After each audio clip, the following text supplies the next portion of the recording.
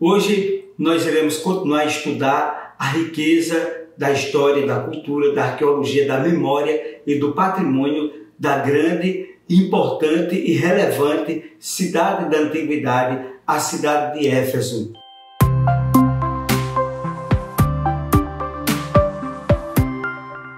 Contextualizando.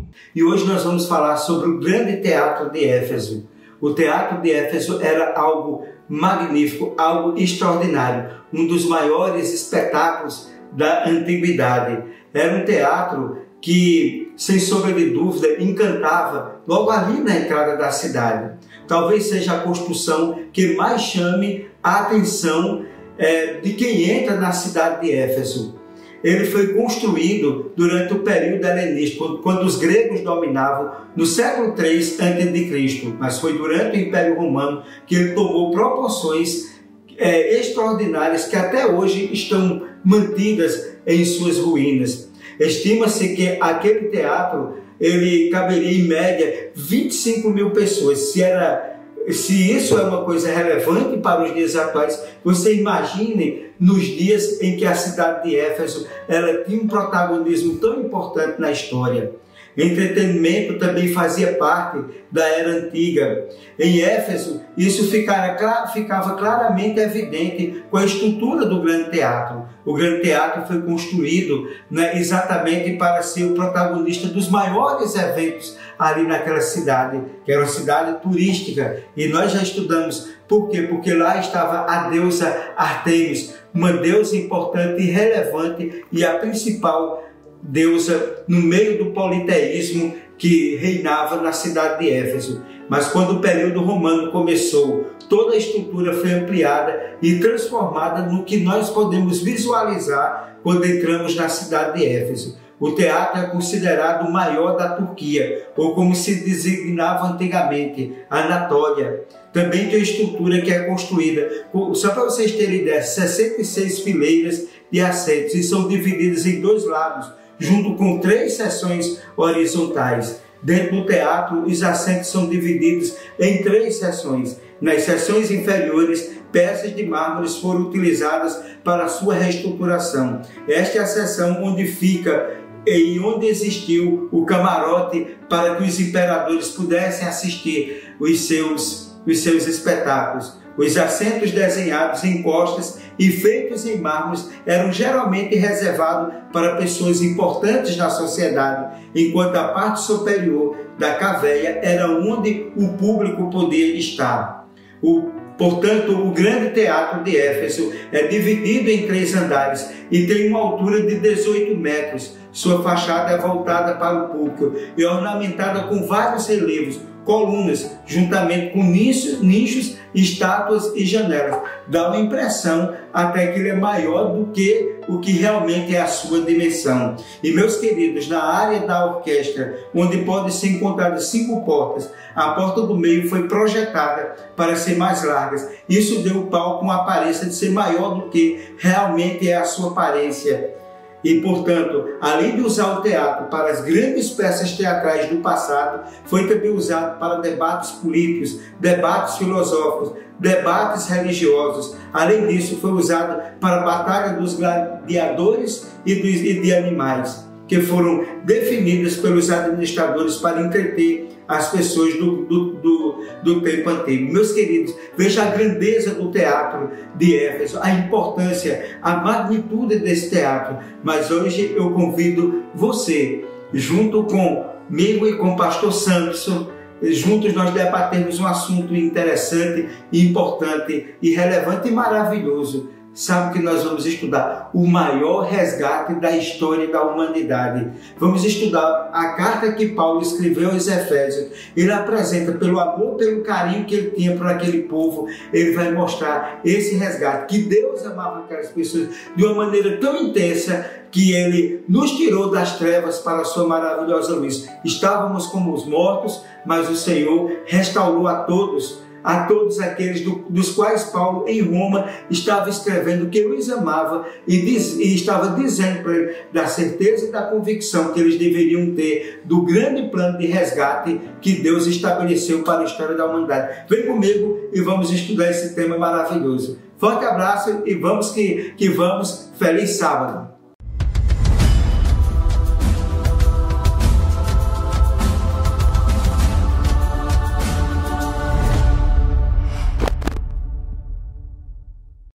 Feliz sábado, meus queridos. Mais uma vez, nós estamos aqui reunidos neste sábado bonito, lindo, maravilhoso, com esse grande ser humano, pastor Sanderson, um grande amigo. Essa semana nós comemoramos o grande amigo. E obrigado, pastor Sanderson, porque o senhor é meu amigo, o senhor é amigo de todos nós, né? Então, amigo de fé, irmão, camarada, né? Tá certo? E que Deus continue abençoando o seu ministério, o seu carisma, né? E que Mossoró, né, está quente, mas ela hoje está aquecida pela sua presença, né? Está sendo abençoada também. Se é uma cidade já abençoada com sua presença, a bênção aumentou 5 vezes, 10 vezes mais, tá certo? Estamos aqui para abordarmos um tema, pastor, que é um tema belíssimo. Como Deus nos resgata. Acho que o nome da lição devia ser o maior resgate da história da humanidade, né? Que lição linda, maravilhosa, né? Em Efésios, o texto que é o texto áureo da lição, se encontra em Efésios, capítulo 2, versículo 4 e 5, que nos diz: mas Deus, sendo rico em misericórdia, por causa do grande amor com que nos amou, e estando nós mortos em nossas transgressões, nos deu vida juntamente com Cristo. Pela graça vocês são salvos. Pastor, o título está errado. É o maior resgate da história da humanidade. Concorda ou se concorda, pastor? Concorda, meu amigo, sempre concordo. Um grande abraço aí para os nossos amigos ouvintes. Satisfação estar com vocês mais uma vez na recapitulação do estudo dessa lição. Um feliz sábado a todos. E é isso mesmo, né? O maior resgate de todos os tempos foi o que Cristo Jesus fez por nós na cruz. E com alegria essa lição nos lembrou aqui preciosos versos do apóstolo Paulo aos nossos irmãos efésios sobre esse maravilhoso resgate. Com certeza foi o maior resgate de todos os tempos. Pastor, e aqui, né, no primeiro tópico da lição, mortos e enganados por Satanás, né? Qual a ideia principal sobre o que Jesus fez por nós, né, que está ali em Efésios, capítulo 2, versículo 1 e 10. O primeiro versículo diz assim, né, o versículo 1 do capítulo 2, ele nos deu vida, estando vós mortos, nos vossos delitos e pecados, nos quais andastes outrora, segundo o curso deste mundo, segundo o príncipe da potestade do ar, do espírito que agora atua nos filhos da desobediência. Qual a ideia principal, pastor, que nós encontramos aqui nestes versos, né, que estão colocados aqui no capítulo 2 do livro de Efésios? Bom, esses versos aqui, ele nos fala que Jesus nos libertou da morte espiritual, porque nós temos hoje aqui na nossa vida a nossa morte física, né, e por muitas vezes choramos, lamentamos por nossos entes queridos, as pessoas que nós amamos, ou até mesmo pessoas que nem sequer nós conhecemos, né? Por exemplo, o meu YouTube, não sei se é porque eu gosto de velocidade, de corridas, né, de carros, quase todos os dias me recomenda algum vídeo aí da perda do piloto brasileiro Ayrton Senna, né? Esse ano fez aí 29 anos que Ayrton Senna teve o seu acidente fatal ali na Itália, né? E todos os comentários ali, a grande maioria, pelo menos, né, são pessoas que comentam e choram a sua ausência, essa perda, né, e falam, nossa, mas parece que esse domingo ainda não acabou, parece que ele não morreu, né, de tão bem que ele fazia para o Brasil naquele momento ali. Mas, para aqueles que não conhecem a Deus, de fato, esse mundo aqui é um mundo miserável. A gente chora de saudade mesmo, mas aí o apóstolo Paulo ele nos lembra, em 1 Coríntios 15, 19, né, que se a nossa vida se limita apenas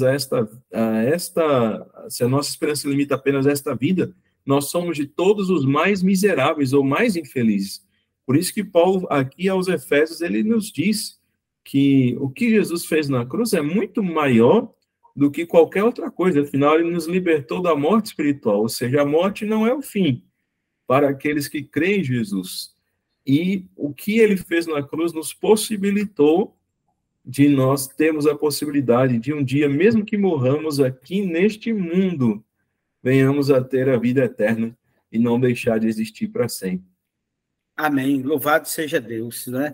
E no segundo tópico da lição, iludidos por nossos desejos, né? E a pergunta é a seguinte: o que Paulo quis dizer ao afirmar que seus ouvintes tinham sido, por natureza, filhos da ira, como também os demais? Em Efésios 2:3 diz: entre os quais também todos nós andamos outrora, segundo as inclinações da nossa carne, fazendo a vontade da carne e dos pensamentos, e éramos, por natureza, filhos da ira, como também os demais. Em Efésios 5:6 diz: ninguém vos engane com palavras vãs, porque por essas coisas vem a ira de Deus sobre os filhos da desobediência. Pastor, então o que Paulo quis dizer ao afirmar aos seus ouvintes que seus ouvintes tinham sido, por natureza, filhos da ira, como os demais? Não foi forte demais, não?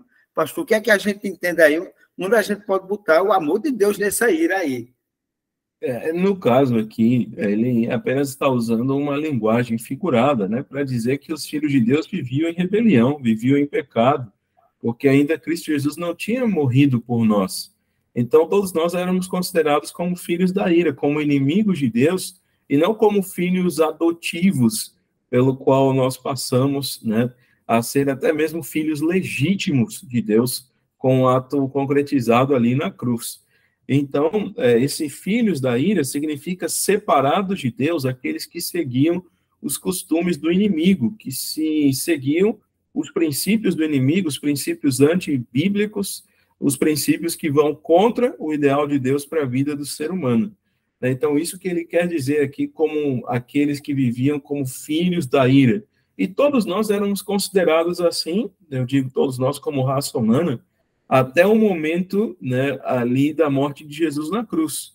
E hoje, né, nós também podemos dizer que somos considerados como filhos da ira se não entregamos a nossa vida nas mãos de Deus, porque o que Jesus fez na cruz por nós, diz Romanos 8, verso 1, portanto, nenhuma condenação resta para os que estão em Cristo Jesus, ou seja, a condenação não é para aqueles que estão em Cristo Jesus, mas quem se recusa a estar em Cristo Jesus, Jesus respeita, mas esse aqui está colhendo para si, né, uma vida na ira, uma vida no pecado, uma vida que não agrada a Deus. Maravilha, né? Maravilha. Isso é extremamente importante, né, para o nosso conhecimento, E, pastor, na parte de terça-feira, né, tem aqui ressuscitados e exaltados em Cristo. Em que sentido os crentes participam da ressurreição, a ascensão e exaltação de Cristo? Quando isto ocorreu? Em Efésios 2, 6, 7, diz o seguinte: e juntamente com eles nos ressuscitou e nos fez assentar nos lugares celestiais em Cristo Jesus, para mostrar nos séculos vindouros a suprema riqueza da sua graça, em bondade para conosco em Cristo Jesus. Que verso forte, né? Então, só repetindo a pergunta: em que sentido os crentes participam da ressurreição, né, a ascensão e a exaltação de Cristo? Quando isso ocorre? Isso ocorre em dois momentos. Essa lição de terça, para mim, se não a mais bonita da semana, mas uma das que eu mais gostei aqui, né, estudar aqui essa parte dos versos 6 e 7 do capítulo 2 de Efésios. Mas são dois momentos. O primeiro, ele tem que ver aqui com o fato do crente, quando ele entrega a vida a Jesus através do batismo, ele morre, mas ressuscita para a glória, ressuscita para Cristo Jesus. Não para a glória eterna ainda, né, porque isso só vai acontecer quando entrarmos nas mansões celestiais, mas para a glória de viver uma vida junto com Cristo aqui nessa terra. Então, essa é aqui a primeira razão do significado dessa ressurreição, exaltação de Cristo, né? O fato dele ter morrido, ressuscitado e ter exaltado, nos propicia hoje essa experiência real de morrermos no tanque batismal espiritualmente e ressuscitarmos também. E o segundo ponto aqui é o mais esplendoroso de todos, né? A ressurreição de Cristo Jesus, ela assegura a ressurreição também daqueles que estão em Cristo Jesus. Ou seja, se você morre hoje com Cristo Jesus, guardando os mandamentos, aceitando a graça de Deus na sua vida, você vai acordar na manhã da ressurreição, né? Porque você foi fiel até a morte e a coroa da vida está guardada. Então, queridos, é isso daí. Que coisa linda, a doutrina da ressurreição é extraordinária, né? Que se a ressurreição, se Cristo ele tivesse morrido na cruz do Calvário, ele não tivesse ressuscitado, aí também era complicado, né? Seria complicado. Então, tem tanto valor a morte de Cristo como a ressurreição dele, né? E para a gente também, já imaginou, se a gente não tivesse esperança da ressurreição, o que é que seria de todos nós, né?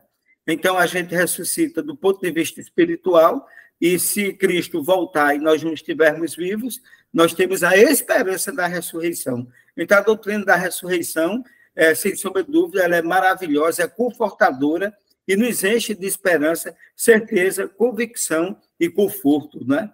Pastor, na quarta-feira, abençoado para sempre por meio da graça, né? Então, aqui, compare o plano da salvação de Efésios 1, 3 e 4 com os seus resultados, né? Então, Efésios capítulo 1, 3 e 4, diz o seguinte: bendito Deus e Pai de nosso Senhor Jesus Cristo, que nos tem abençoado com toda sorte de bênção espiritual nas regiões celestiais em Cristo, assim como nos escolheu nele antes da fundação do mundo, para sermos santos e irrepreensíveis perante ele e em amor.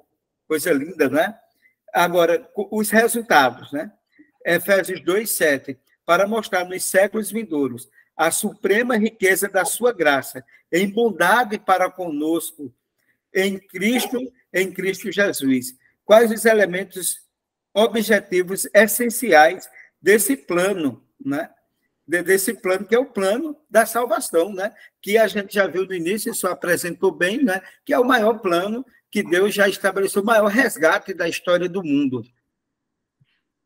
Aqui o que entra para nós, né, é o perdão e a santidade por meio da graça de Deus, né? Esse é o ponto mais maravilhoso possível que nós podemos encontrar, que é a graça de Deus que ele nos propiciou através da cruz, né? Então, esse plano de salvação, ele foi planejado desde a fundação dos tempos e está à disposição de nós hoje, quando nós entregamos a nossa vida a Deus. E o outro ponto são as riquezas da graça que serão manifestadas no porvir, né? Isso Deus ele tem preparado para nós, né, uma vida eterna maravilhosa, mas a graça de Deus, nós temos que nos lembrar que a gente começa a experimentá-la aqui, não devemos deixar para viver essa graça só ali nos dias finais da história da Terra. Nós já estamos nos tempos do fim, mas os dias finais ainda virão depois de alguns acontecimentos escatológicos. Então, até uma música do pastor Jader Santos que diz, né, que o céu é aqui se eu tomo tempo para louvar, o céu é aqui se eu aprendi a perdoar. Então, isso são sintomas da graça de Deus que nós entendemos e aceitamos e recebemos a graça de Deus na nossa vida.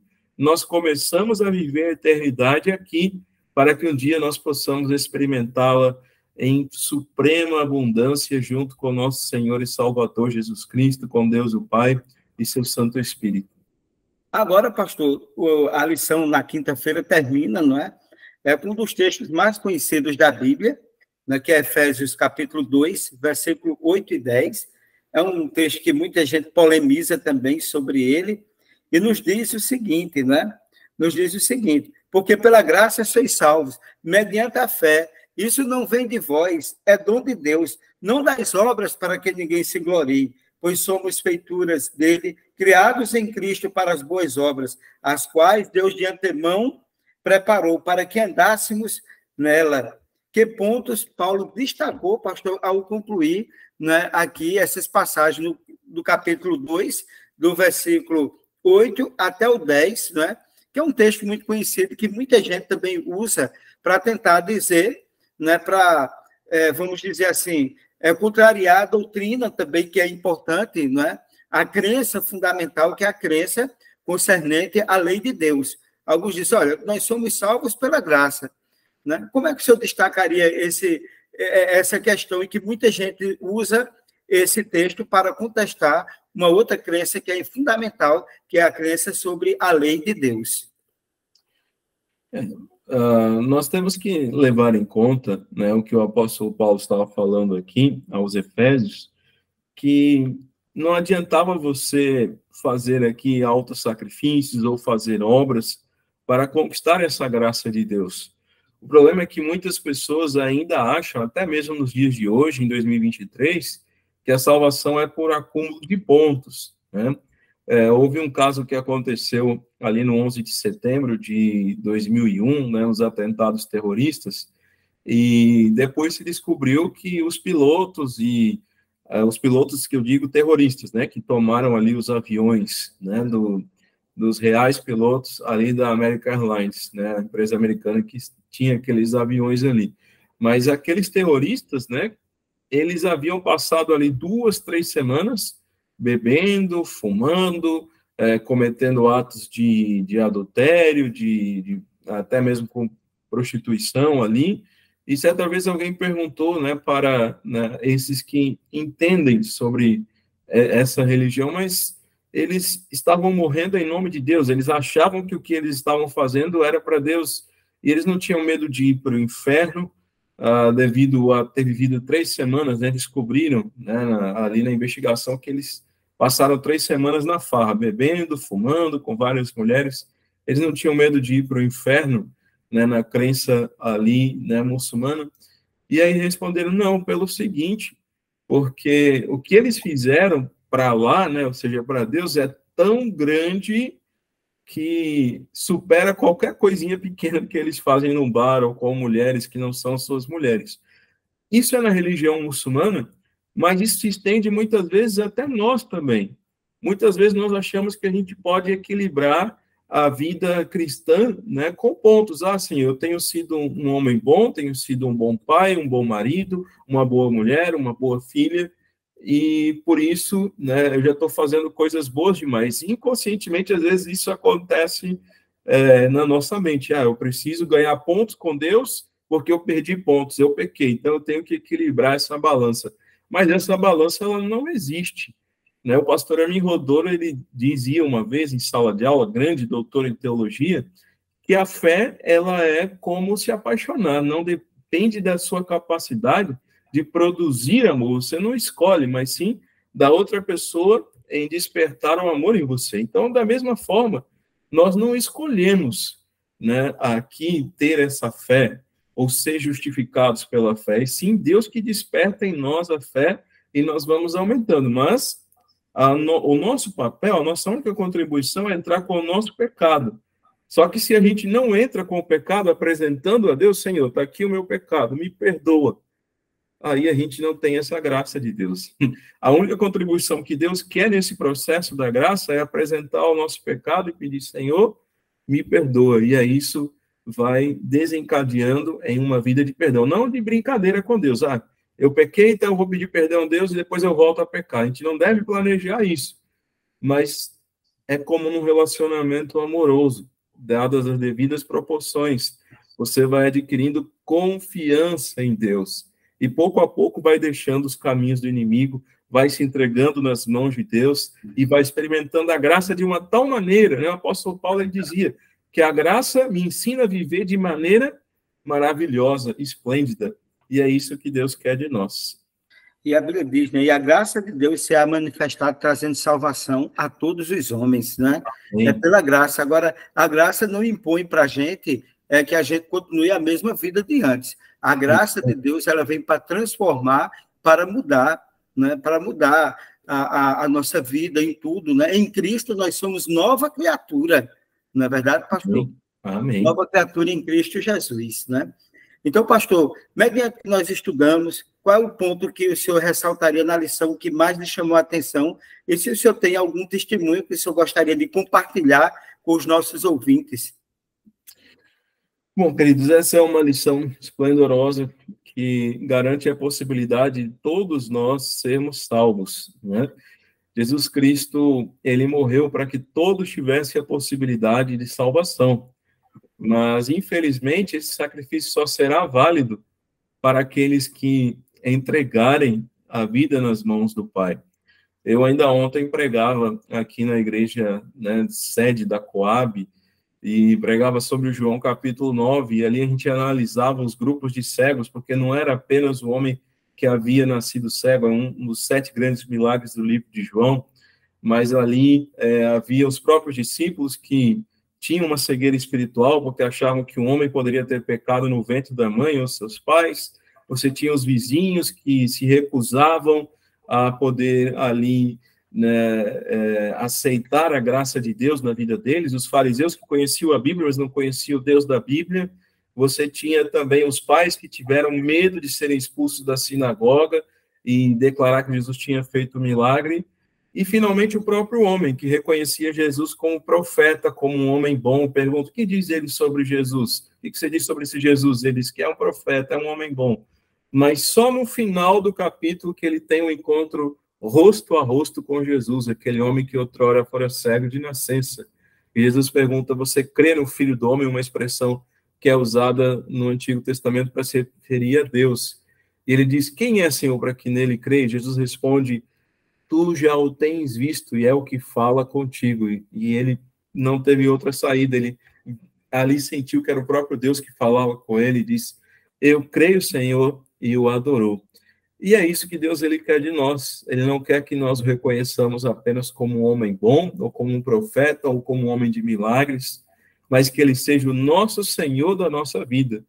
Afinal, foi por isso que ele deu a vida na cruz por nós, para que ele seja o nosso Senhor, e para que um dia possamos experimentar tudo isso que ele prometeu aqui nessa lição. Mesmo que venhamos a morrer aqui nessa terra, se ele for o nosso Senhor, vamos passar pela ressurreição.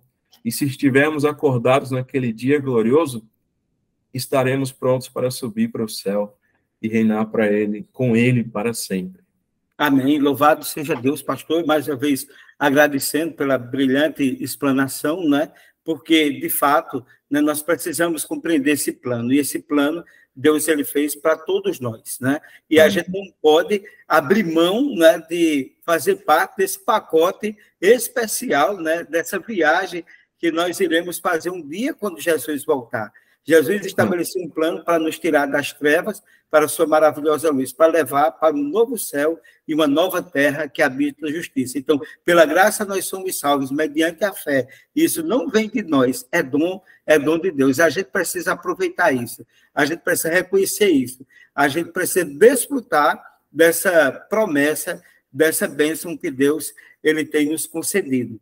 Pastor, agradecendo mais uma vez e pedindo agora ao pastor que faça a oração final, né, para nós nos despedirmos e termos um sábado abençoado na presença de Deus. Querido Pai que estás nos céus, nós louvamos o teu nome desde hoje e eternidade, te agradecemos pelo milagre da salvação que o Senhor nos deu através da morte do seu Filho na cruz por nós. Nos ajuda a aceitarmos essa maravilhosa graça. Nos ajuda a vivermos junto contigo, de hoje à eternidade, Senhor, porque a eternidade começa aqui para nós, se nós vivermos tão somente para ti. Abençoa cada um dos teus filhos que acompanha esse resumo da lição e dá-nos um sábado maravilhoso em sua presença. No nome do seu Filho Jesus. Amém. Amém. Amém.